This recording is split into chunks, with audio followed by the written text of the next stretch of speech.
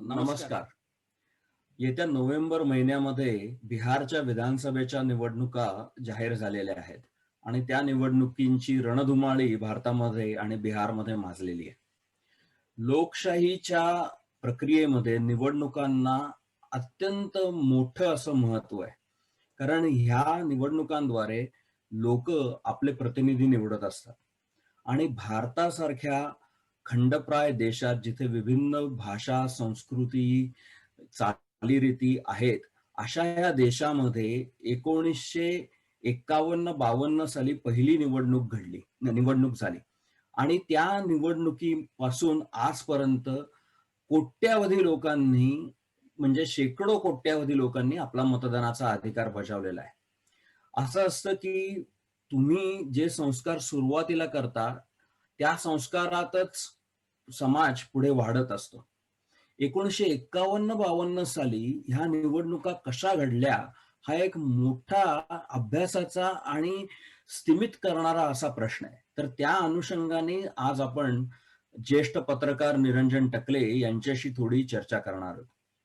तर टकले साहेब, मला तुम्हाला असा प्रश्न विचारायचा आहे, की 1951-52 साली जी पहिली निवडणूक झाली, तर मला पहिला प्रश्न असा पडतो, की ह्या निवडणुकीमध्ये मतदार कोण असावेत? कारण निवडणूक म्हणली की मतदार पाहिजेत आणि मतदारांना काहीतरी क्वालिफिकेशन पाहिजे आणि आपण जर का वेगवेगळे देश, लोकशाही प्रधान देश पाहिले, जिथे लोकशाहीचा उगम झाला, असे इंग्लंड, अमेरिका, तर त्या सर्व देशांमध्ये मतदानाचे अधिकार हे मर्यादित होते. परंतु भारतात मात्र अशी काही मर्यादा दिसत नाही. आणि म्हणजे उदाहरणार्थ अमेरिकेत स्त्रियांना मतदानाचा अधिकार नव्हता. ब्रिटनमध्येही तसंच होतं. पण भारतात मात्र 1951-52 साली ह्या ज्या निवडणुका झाल्या, त्याच्यामध्ये असं कोणतंही बंधन नव्हतं, की स्त्रियांनी मतदान करायचं नाही. तर माझा पहिला प्रश्न असा आहे, की मतदार कोण असावेत? याबद्दल तत्कालीन प्रतिनिधींमध्ये काय चर्चा झाली? आणि तत्कालीन नेत्यांनी या चर्चेमध्ये काय योगदान दिलं आणि कशा प्रकारे त्यांनी ठरवलं, की मतदार कोण असावेत? मतदाराची पात्रता काय असावी? याबद्दल तुम्ही काही सांगू शकाल का? हो, नक्कीच. म्हणजे तो जर काळ बघितला आणि म्हणजे 2 गोष्टी आहेत. लोकशाही प्रक्रियेमध्ये निवडणूक ही जसं तुम्ही म्हटलात, की अत्यंत महत्त्वाचा भाग आहे. कारण जनता आपला प्रतिनिधी निवडत असते. तर ही नक्कीच आहे. पण लोकशाहीचा दुसरा भाग जो निवडणुकीनंतरचा असतो, म्हणजे 2 निवडणुकांच्या दरम्यानचा असतो, की ज्या लोकांनी आपल्याला निवडून दिलेलं आहे, त्या लोकांचे अधिकार आणि हक्क हे प्रिझर्व्ह करायचे, हे शाबूत ठेवायचे. त्या हक्क आणि अधिकारांचं संरक्षण करायचं. तेव्हा ती लोकशाही पूर्ण होते. म्हणजे नुसतं निवडून दिलं म्हणजे लोकशाही आहे असं नाही. मग ती निवडणुकीची लोकशाही असं आपण म्हणू. पण निवडणुकीनंतरची जी लोकशाही आहे ती ही असायला हवी, ज्यात त्या नागरिकांच्या हक्क आणि अधिकारांचं संरक्षण केलं जाईल. तर हा एक भाग झाला. आता अ, ही सगळी बॅकग्राऊंड जर आपण त्यावेळची बघायला गेलो, तर 1947 साली स्वातंत्र्य मिळालं, तेव्हा म्हणजे खरं तर 15 ऑगस्टला स्वातंत्र्य मिळालं आणि 28 ऑगस्टला पंडित नेहरूंनी राजेंद्र प्रसादांना पत्र लिहिलं. कारण ते कॉन्स्टिट्यूएंट असेंब्लीचे सभापती होते आणि त्यांनी पत्र लिहिलं आणि त्यांना सांगितलं, की आपल्या देशातली पहिली सार्वत्रिक निवडणूक घ्यायची आहे आणि त्या जनरल इलेक्शनसाठीचा इलेक्टोरल रोल म्हणजे मतदार यादी तयार करण्याचं काम हे सुरू करायला हवं. 13व्या दिवशी म्हणजे 13व्या दिवशी त्यांनी 2 पत्र लिहिली होती. एक राजेंद्र प्रसादांना आणि एक त्यांनी पत्र लिहिलं होतं भाभांना, होमी भाभांना, की अणु संशोधन केंद्र सुरू करायचं देशाचं. तर या स्वातंत्र्य मिळाल्याच्या 13 दिवसानंतरची ही गोष्ट आणि राजेंद्र प्रसादांनी एक कारण आणि ते पत्र पण इतकं सुंदर आहे त्या नेहरूंनी लिहिलेलं, की त्यात त्यांनी असं लिहिलं, की देशाची उभारणी ही इन्स्टिट्यूशनली आणि कॉन्स्टिट्यूशनली करायची आहे. आणि इलेक्शन कमिशन ही ही संस्था इन्स्टिट्यूशन अस्तित्वात नव्हती. त्यामुळे बी.एन. राव या एका ब्युरोक्रॅटला सेक्रेटरी इलेक्शन्स असं पद दिलं गेलं. आणि त्यांना सांगितलं गेलं, की तुम्ही तुमच्या हाताखालची माणसं निवडा आणि ही मतदार यादी बनवण्याची प्रक्रिया सुरू करा. आणि नेहरूंनी सांगितलेलं होतं, की 21 वर्षाचा प्रौढ हा एकमेव यादीचा निकष असेल आणि 180 दिवसाचं डोमिसाईल रहिवास हे असेल. आणि बी.एन. रावांनी देशभरातल्या प्रशासनाला पत्र लिहिले. कारण तोपर्यंत एकही संस्थान विलीन झालेलं नव्हतं. पण प्रशासकीय यंत्रणा प्रत्येक ठिकाणी होती. त्यामुळे त्या सगळ्या प्रशासनाला पत्र लिहिलं, की अशी-अशी मतदार यादी तयार करायची आहे आणि संभाव्य अडचणी काय येतील, हे आम्हाला आत्ताच कळवा.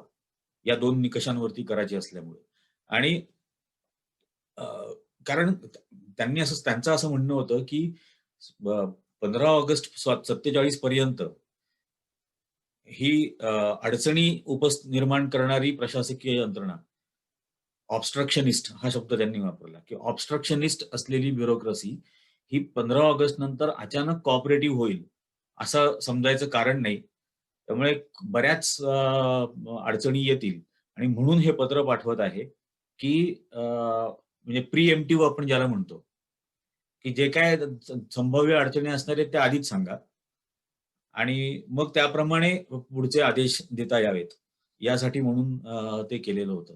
आणि ते 4 ब्युरोक्रॅट्स म्हणजे बी.एन. राव त्यांच्या हाताखाली 3 जण डॉक्टर राजेंद्र प्रसाद, पंडित नेहरू आणि डॉक्टर बाबासाहेब आंबेडकर. असा तो 8 जणांचा कोर ग्रुप होता. जो कोर ग्रुप दर 15 दिवसानंतर मीटिंग घ्यायचा. त्याची मिनिट्स इलेक्शन कमिशनच्या आर्काइव्हजमध्ये सगळी ठेवलेली आहेत. त्यावेळेला आलेली पत्र वेगवेगळ्या संस्थांकडून, संघटनांकडून या मतदार यादीच्या वेगवेगळ्या निकषांबद्दल सूचना लोकांच्या, अडचणी. तर हा सगळा पत्रव्यवहाराचा आर्काइव्ह हे निवडणूक आयोगाच्या आर्काइव्हजमध्ये आहे. आता ते किती दिवस राहील हे मला माहीत नाही. पण आणि तो जसा घटनेची निर्मिती हा एक अतिशय गौरवास्पद इतिहास आहे संविधानाची. तर तेवढाच गौरवास्पद हा मतदार यादी बनण्याचा इतिहास आहे. आणि भारत हा जगातला पहिला देश बनला, जो अडल्ट फ्रँचाइजसाठी गेला, प्रौढ मतदान या एकाच पद्धतीच्या निवडणुकांसाठी गेला. आणि 52 ला स्वातंत्र्य मिळाल्यानंतर पहिली आपली निवडणूक पण त्या आधारावरती झाली. पण टकले साहेब मला असं म्हणायचं आहे, की नेहरूंनी हे सजेस्ट केलं, की 21 वर्ष 21 आणि तुम्ही म्हटलात 180 दिवसांचं डोमिसाईल म्हणजे त्या हो. मतदारसंघात डोमिसाईल तुम्ही असले पाहिजेत. पण ह्या नेहरूंच्या 21 वर्ष मतदार आज आपण अनेक ठिकाणी असं बघतो, अशी चर्चा होते, केवळ डिग्री असेल तर मतदानाचा हक्क द्या. काहीतरी लोकांना अक्कल पाहिजे हो. अक्कल नसेल तर काय ही अशीच मूर्खासारखी लोकं निवडणार वगैरे हे मी सतत ऐकत असतो. आणि ते कधी-कधी योग्य वाटतं. परंतु नेहरूंना असा विरोध झाला नाही का? की एक तुम्ही एक कोणालाही ऐऱ्या-गैऱ्याला मतदानाचा अधिकार देताय 21व्या काय-काय म्हणजे त्या काळच्या वेगवेगळ्या संघटनांनी नेहरूंना काय असे अभिप्राय दिले, की अमुक पद्धतीचा मतदार असावा, अमुक पद्धतीचा मतदार असावा, असे त्यांना काही ना काहीतरी सूचना आल्याच असतील. त्याबद्दल तुम्ही सांगू शकाल का? असं आहे की भारताचा तोपर्यंतचा निवडणुकीचा अनुभव हा 1937 साली ज्या प्रांतिक निवडणुका झाल्या, प्रोव्हिन्शियल इलेक्शन्स, तो होता. आणि प्रोव्हिन्शियल इलेक्शन या गव्हर्नमेंट ऑफ इंडिया ॲक्ट जो 35 साली इंग्रजांनी बनवला, त्या कायद्यान्वये त्या निवडणुका झाल्या. त्यात इंग्रजांनी मतदाराचे निकष ठरवले होते. म्हणजे क्वालिफाईड फ्रँचाईज ज्याला म्हणतात. त्यांनी निकष ठरवलेले होते आणि त्यांनी ठरवलेले निकष असे होते, की 21 वर्षाचा प्रौढ जो एकतर पदवीधर असायला हवा किंवा इन्कम टॅक्स पेयर असायला हवा. म्हणजे दर महिन्याला तो 12 आणे किमान इन्कम टॅक्स भरत असावा आणि किंवा तो प्रॉपर्टीचा ओनर असावा. असे 4 निकष होते आणि अ, त्याच महिला मतदार होऊ शकत होत्या, ज्या या 4 निकषांपैकी कोणाची तरी पत्नी किंवा बायको, आई, मुलगी अशी असेल. म्हणजे अशी महिला जिचा नवरा किंवा जिचे वडील हे एकतर इन्कम टॅक्स पेयर असतील किंवा पदवीधर असतील किंवा प्रॉपर्टी ओनर असतील, तेवढ्याच महिला मतदार बनू शकत होत्या. आणि त्यावेळेला म्हणजे ब्रिटिश इंडिया ज्याला म्हणतात किंवा आजचा भारत, पाकिस्तान, बांगलादेश हे 3 देश मिळून 37 सालची मतदार यादी बनलेली होती 2,80,00,000 मतदारांची. बरोबर. आणि 47 साली ज्यावेळेला नेहरूंनी असं सांगितलं, की 21 वर्षाचा प्रौढ हाच एक निकष मतदाराचा असावा. त्यावेळेला कोणालाच अंदाज नव्हता, की ही मतदार यादी किती जणांची असेल, त्यात किती कोटी लोकं असतील. कारण फाळणी झालेली होती, प्रचंड मायग्रेशन झालेलं होतं. जवळ-जवळ 2 कोटी विस्थापित आलेले होते भारतामध्ये आणि भारतात अंतर्गत विस्थापन पण खूप मोठ्या प्रमाणावर झालेलं होतं. कारण निजामाची राजवट तोपर्यंत भारतात विलीन झाली नव्हती. त्यामुळे हैदराबाद संस्थानमधले अनेक जण मायग्रेट होऊन उर्वरित महाराष्ट्र देशात स्थलांतर करत होते. तर असं खूप इंटरनल मायग्रेशन पण होत होतं. त्यावेळेला बऱ्याच संस्थांनी त्यांच्या सूचना, सजेशन्स पाठवल्या होत्या. पॉलिटिकली आज रिलेव्हंट त्यातलं म्हणजे राष्ट्रीय स्वयंसेवक संघ आहे आणि आर-एस-एसची पाठवलेली मागणी अशी होती, की 25 वर्षाचा प्रौढ जो किमान पदवीधर असेल हां. किंवा प्रॉपर्टी ओनर असेल बरं. किंवा इन्कम टॅक्स पेयर असेल, त्यालाच मतदानाचा अधिकार मिळावा. महिलांचा तर त्यांनी उल्लेखही केलेला नव्हता. आणि म्हणजे आज जर विचार केला म्हणजे एका अर्थाने, तर असं वाटतं की म्हणजे 47 साली देशातलं साक्षरतेचं प्रमाण होतं 9%. आता त्या साक्षरांपैकी पदवीधर किती असणार होते? खरंय. आणि तेवढेच पदवीधर मग मग म्हणून विशेषतः ते पदवीधर मग एका ठराविक समाजाचे असणार होते. बरोबर आहे. मग तेवढ्यांनाच मतदानाचा अधिकार आणि बरोबर. एकाही महिलेला नाही. आणि मग कोट्यावधींनी या देशामधले जे मागासवर्गीय होते, आदिवासी होते, त्यांच्या अधिकारांचं काय? हा त्यातला एक खूप मोठा प्रश्न होता. नेहरूंना आणि या या सगळ्याच ग्रुपला म्हणजे कोर ग्रुप जो होता बाबासाहेब आंबेडकर असतील, यांना हे अजिबात मान्य नव्हतं. हां. त्यांचं याबद्दल एकदम ठाम मत होतं, की देशातल्या प्रत्येकाला त्याच्या भल्यासाठी कोण त्याचा प्रतिनिधी असावा, हे ठरवण्याचा हक्क आणि अधिकार असायलाच पाहिजे. बरं. कारण तो त्या देशाचा नागरिक असणार आहे. त्यामुळे बरोबर. नागरिक म्हणून त्याचं हित कोण राखेल, हे त्याला ठरवता आलं पाहिजे. बरोबर. म्हणजे त्याचा आणि शिक्षणाचा काहीच संबंध नाही. प्रत्येक हां. माणसाला त्याचं हित आणि अहित कळत असतं.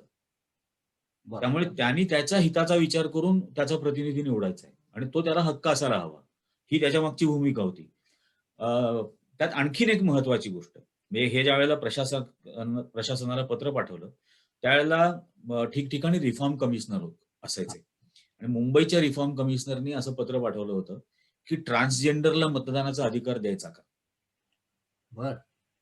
आणि त्याला नेहरूंनी उत्तर पाठवलं होतं, की आपला निकष हा 21 वर्षाचा प्रौढ असा आहे.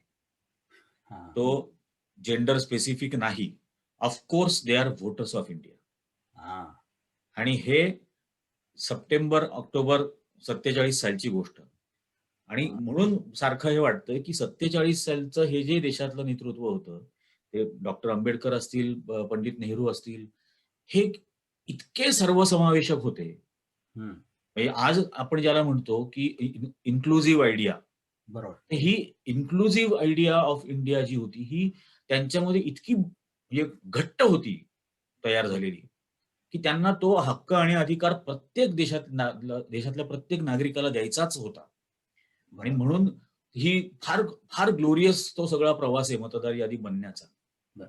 आणि मला एक तुमच्या बोलण्यातनं असं वाटलं, की एक विशेष असं लक्षात आलं माझ्या, की 1937 साली जे ब्रिटिशांनी निकष ठरवले होते, त्या निकषाच्या आसपास जाणारे, त्या निकषाच्या अत्यंत जवळ जाणारे निकष राष्ट्रीय स्वयंसेवक संघाने त्या निकषांची शिफारस नेहरूंकडे केली, मतदार ठरवताना. म्हणजे जे ब्रिटिशांनी ठरवले होते त्या निकषाला जवळ जाणारे निकष संघाने सुचवले असं तुम्ही म्हणालात. हे एक मोठं विलक्षण गोष्ट आहे असं मला वाटतं. हो, हो. ती मतदार यादी बनवतानाच्या अडचणी तर खूप असणार होत्या. कारण म्हणजे अगदी साधं बघितलं तर जसं मी म्हटलं, की 9% साक्षर होते. तर आता या साक्षरांकडे सुद्धा जन्माचे दाखले नव्हते प्रत्येकाकडे. हो, तर 21 वर्षाचं वय आहे हे कसं ठरवायचं? आणि ती बरोबर. अडचण आलीच. म्हणजे प्रशासनाने ते पत्र पाठवून विचारलं सुद्धा. ते ज्यावेळेला त्याच्यावर चर्चा झाली या कोर ग्रुपची, त्यावेळेला हा विषय आला, की हे वय कसं ठरवायचं? आता कळवायला लागेल प्रशासनाला. त्याच्यावरती पुन्हा पंडित नेहरूंनी असं सांगितलं, की गावागावामध्ये दवंड्या पिटवा आणि म्हणजे तो शब्दच आहे त्या आर्काइव्हच्या मिनिट्स ऑफ मीटिंग मधला, की on the beats of drum बरं. अनाउन्समेंट्स करा आणि लोकांना विचारा, की तुमचं वय 21 आहे, हे कसं ठरवता येऊ शकेल? तुम्ही आम्हाला सूचना करा. बरं. आणि तेव्हा राजेंद्र प्रसादांनी त्यांना विचारलं, की "असं करता येणं शक्य आहे का?" तर त्यांनी सांगितलं, की "हो, हे शक्य करावं लागेल." याचं कारण आत्तापर्यंत लोकशाही हा शब्द ऐकलाय आपल्या देशातल्या नागरिकांनी. हं. आणि ज्यावेळेला त्या गोरगरीब, दरिद्री, निरक्षर, मागास माणसाच्या झोपड्याच्या दारामध्ये या प्रशासनाचा माणूस जाऊन त्याला विचारेल, की "तुझं वय 21 आहे, हे कसं ठरवायचं? हे तू आम्हाला सांग." तेव्हा त्याला वाटेल, की लोकशाही अशी असते, की ज्याच्यामध्ये मी शासनाला सांगत असतो, की हे असं-असं करा आणि माझं मत जाणून घेऊन त्याप्रमाणे शासन काम करणार. आणि हे ज्यावेळेला त्याला रिअलाईज होईल, त्यावेळेला डेमोक्रसी बद्दलच्या ॲस्पिरेशन्स त्याच्या मनात जागृत होतील and the democracy will find its roots there. त्या झोपड्याच्या दारात या लोकशाहीची मुळं रुजायला सुरुवात होईल. मग इतकं प्रॉफिटिक त्या सगळ्या गोष्टी होत्या आणि थॉट्स होते. आणि लोकांकडे सूचना मागवल्या. लोकांनी अभिनव सूचना दिल्या त्या सगळ्या बरं. ह्याच्यावर. म्हणजे काही जणांनी असं सांगितलं, की आमच्या जन्मकुंडलीतला म्हणजे आपण काय आज त्याला रिव्हर्स इंजिनिअर म्हणतो. हां, हां. तसं करून शोधा, की आमची जन्मतारीख काय असेल. हां. बरं. काही जणांनी असं सांगितलं, की आमच्या परिसरामध्ये घडलेल्या ऐतिहासिक घटनाच्या बद्दलच्या प्रश्नावल्या आम्हाला पाठवा. हां. म्हणजे 33चा महापूर आला. त्यावेळेला तू काय करत होतास? तो महापूर बघायला गेला होतास का तू? कोणाबरोबर गेला होता? कडेवर गेला होता का बोट धरून चालत गेला होतास? कसा गेला होतास? आणि मग दिलेल्या उत्तरावरून अंदाज घ्या, की हा बोट धरून चालत गेला, याचा अर्थ हा 7-8 वर्षाचा होता हां. आणि आता 14 वर्षानंतर हा 22 वर्षाचा आहे, तर याला मतदार यादीत घ्या. किंवा हां. 42च्या आंदोलनाच्या वेळेला काय म्हणजे त्याबद्दलच्या घटना. तर अशा प्रश्नावल्या पाठवा असं म्हणून लोकांनी सांगितलं. तशा प्रकारच्या प्रश्नावल्या दिल्या बरं. सरकारतर्फे आणि मिळालेल्या उत्तरांवरून अंदाज घेतला वयाचा आणि त्यांना मतदार यादीत समाविष्ट करून घेतलं. ही अख्खी धडपड जी होती, ही हां. सगळी धडपड लोकांना अधिकार देण्याची होती. बरोबर. आणि म्हणून मी म्हटलं, की तो फार फार सुंदर इतिहास आहे तो, की हे मतदार बनवत असतानाचा.